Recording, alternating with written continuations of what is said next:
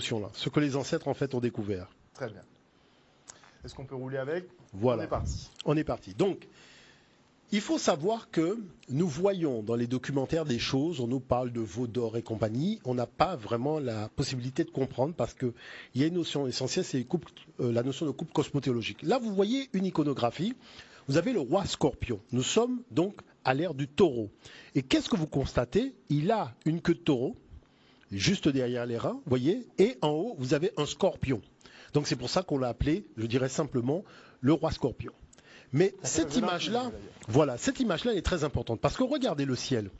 À cette époque-là, à l'ère du taureau, le soleil est dans taureau.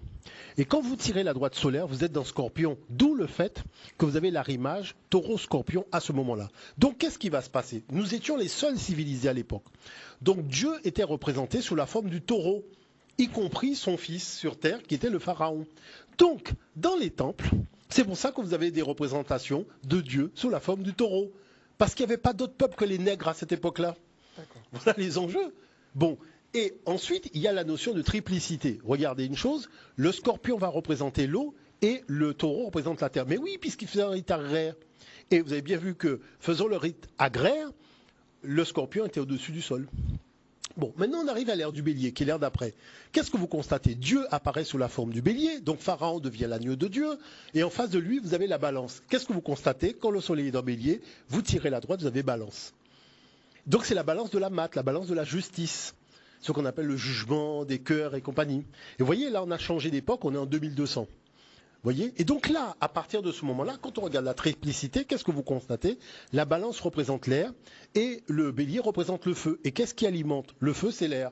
Donc c'est là que vous avez les textes de la notion du souffle de Dieu, le souffle divin, l'esprit divin, sous la notion du souffle. Après, vous avez l'ère des poissons. Donc regardez, Oussiré est un habit de poisson, écaille de poisson, puisque le soleil est dans poisson, et son épouse qui est Aseta Maria, donc la sainte, mère de Dieu, elle est vierge, puisque quand vous tirez la droite, vous avez bien l'association poisson-vierge. Et les Occidentaux vont reprendre ça, mais comme la femme n'est pas l'égale de l'homme, donc cette femme va devenir la maman de leur égrégore. D'où le fait que vous avez Jésus poisson et Marie vierge. Mais on est toujours dans le même contexte. Est-ce que vous comprenez l'affaire? Voilà, donc ça c'est important de le comprendre.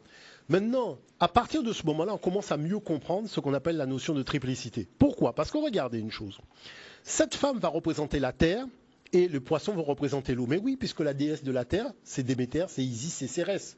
Ce sont toutes ces femmes-là. Et quand on arrive à l'ère d'Api, c'est-à-dire l'ère du Verseau, vous avez ce qu'on appelle l'ère de l'abondance. Et regardez ce qui se passe, qui est quand même assez extraordinaire. C'est que le soleil, maintenant, il se positionne en Verseau. Vous tirez la droite, vous avez Lion. Donc il y a une lionne, puisque c'est un féminin, puisque c'est des couples masculins-féminins. Et qu'est-ce que ça nous dit? Ça nous dit simplement qu'à l'ère du Verseau, les injustices de l'ère du Poisson, les mensonges de l'ère du Poisson ne passeront plus. Parce qu'on est dans une ère d'harmonie. Donc tout simplement, la Terre se réorganise sur le plan des énergies. Vous voyez, le Verseau représente l'air et la Lionne représente le feu. Ah ben, il y a une chose qui est extraordinaire, c'est que quand vous prenez les textes de Sekhmet, donc la déesse Sekhmet dans les textes pharaoniques, elle représente le feu. C'est-à-dire que c'est vraiment quelque chose qui colle parfaitement. Donc ce qui veut dire que là, en ce moment, si nous étions toujours souverains en Égypte, on serait en train de déplacer la capitale. Vous comprenez ce que je veux dire par là? Donc qu'est-ce que ça montre? Ça montre qu'en réalité, il n'y a jamais eu de prophète. Il y a simplement eu en Afrique des gens qui ont fait un petit peu comme ce que j'ai fait. Moi, j'ai passé des mois avec un matelas dehors à observer le ciel. Au début, je n'y comprenais rien. Mais au bout de plusieurs mois, je me suis dit, mais c'est bizarre. On a l'impression qu'il y a un code dans le fonctionnement du ciel et que si je découvre le code, j'ai accès à un livre. Et donc, quand j'ai commencé à comprendre le ciel sous la forme de messages codés, à essayer de comprendre quel était finalement le livre, c'est comme ça que j'en suis arrivé à écrire Cosmos Genève, eh ben, j'ai découvert qu'en fait, en réalité, il y a eu des gens qui ont été doués d'une intelligence extraordinaire, c'est-à-dire qui ont été capables de voir qu'au départ, il y a eu une formation, je dirais, d'un projet sur le plan stellaire. Et ce projet formalisé a donné naissance au projet matériel. Mais que la source matricielle est toujours dans le ciel. Et c'est elle qui donne le là. Et finalement, c'est pour ça que vous avez des débuts de civilisation, des fins de civilisation qui correspondent aussi à des périodes de changement d'air. Donc on voit quoi? On voit que... Alors maintenant, vous allez comprendre une chose. L'affaire du veau d'or, du taureau d'or qui va donner vaudou, c'est une escroquerie intellectuelle. Pourquoi? Parce que comme nous avons connu l'ère du taureau, les autres sont arrivés après à l'ère du bélier. Mais qu'est-ce que vous faites à l'ère du bélier? Eh bien, à l'ère du bélier, on se sépare des énergies de l'ère précédente. Vous voyez ce que je veux dire par là? Et c'est comme ça qu'on se retrouve avec une affaire de veau d'or à l'ère du bélier, parce que l'équipe de football de Moïse et compagnie, on était à l'ère du bélier. Mais il faut se séparer des énergies du taureau. Mais qu'est-ce qu'ils vont faire? Quand vous prenez la notion du sacrifice du premier-né, on va remplacer par un bélier. C'est-à-dire que le bélier prévaut sur la vie humaine. Est-ce que vous voyez l'affaire? Donc on reste collé en fait au message de l'Égypte antique, c'est-à-dire que le soleil étant un bélier, vous voyez, il a la primeur énergétique stellaire. Et le souverain maintenant, Pharaon, devient l'agneau de Dieu. Et c'est à ce moment-là que vous avez des textes sur l'esprit divin, le souffle divin, tous ces textes-là qui vont apparaître. Et on va mettre l'accent sur la dimension de la justice divine, avec la balance. Quand on bascule à l'ère du poisson, mais le poisson, Osiris était déjà poisson, et son épouse était déjà vierge. Et tout ce que dit donc Jésus dans la Bible, c'était déjà dit par Osiris. C'est-à-dire que vous imaginez que vous prenez la vie éternelle, il y a des centaines de milliards de représentations de la vie éternelle sur les temples, mais à l'extérieur, je ne parle pas à l'intérieur, à l'extérieur, c'est-à-dire vous passez devant, vous avez la croix de vie partout. Donc quand on vous dit que quelqu'un vient à nos seins la vie éternelle en zéro, mais c'est un gag, puisque tout le monde sait ça. La première représentation de la vie éternelle en Afrique, c'est 80 000 ans, en Afrique du Sud, sur un rocher. Vous voyez ce que je veux dire par là? Donc c'est là où on voit que, en fait, c'est quoi? La géopolitique, ce qu'on appelle l'ego des peuples, prend le pas sur la notion d'équilibre cosmique. C'est-à-dire qu'on veut introduire sa dimension politique à un moment précis. Donc on va organiser un discours théologique pour justifier, je dirais, sa dimension politique. Et c'est là qu'on arrive à du grand n'importe quoi. Il faut quand même l'expliquer. Vous voyez le personnage historique, fantasmagorique, qu'on appelle Moïse. Bon, c'est quelqu'un qui n'a jamais existé, ça il faut le savoir. Mais la façon dont la chose elle est présentée, c'est du grand n'importe quoi. On vous dit que quelqu'un a fait une école de sagesse. Et il sort de l'école de sagesse, il veut son hymne national, il veut son drapeau, il veut son territoire. Il n'a qu'à faire l'ENA. Parce que l'ENA, c'est là où on apprend à administrer des pays. Est-ce que vous comprenez ce que je veux dire par là? Tu ne fais pas une école de sagesse pour venir constituer. Il y a quelque chose qui est antinomique. Et comme les gens n'ont pas de système de réflexion et d'analyse critique de l'information, ils ne se rendent pas compte qu'on ne peut pas dire que quelqu'un qui a fait une école de sagesse, à peine sorti de l'école de sagesse, crée un conflit pour créer son État.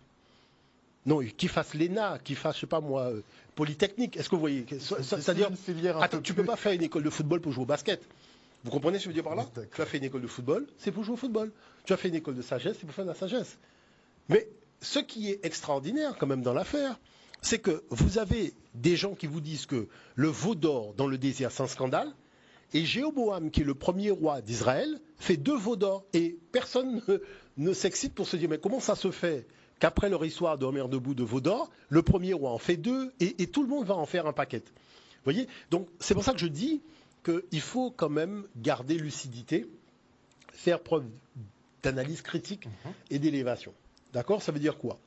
Ça veut dire que nos ancêtres disaient que pour tous les pays, le soleil se lève à l'est. Donc c'est une constante, c'est-à-dire que le constat est le même pour tous. Ils disaient que comme la lumière du soleil arrive, normalement, les yeux des hommes doivent être éclairés. C'est-à-dire comprendre qu'il y a un combat entre la matière et l'esprit, que la matière veut organiser, je dirais, son royaume, mais il y a quand même l'esprit qui a créé la matière. Donc il y a quand même, je dirais, un droit de soumission qu'a la matière vis-à-vis de l'esprit. Mais vous avez des peuples qui sont issus du nomadisme, c'est-à-dire qui se sont retrouvés confrontés à des peuples sédentaires. Chaque fois que vous avez un point de vue sur une civilisation sédentaire, c'est toujours négatif.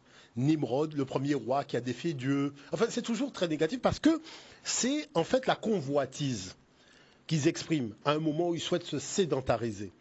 Et c'est là où la sédentarisation va toujours se faire à côté d'un peuple sédentaire. Donc, et qui étaient les peuples sédentaires dans l'Antiquité? C'était les peuples noirs, que ce soit en Arabie, que ce soit au Proche-Orient, que ce soit en Europe. C'est là où il y avait les Noirs partout. Donc, ce qu'on appelle les Sémites, donc aussi bien les Juifs et les Arabes, mais ils ne cachent pas qu'ils étaient des nomades.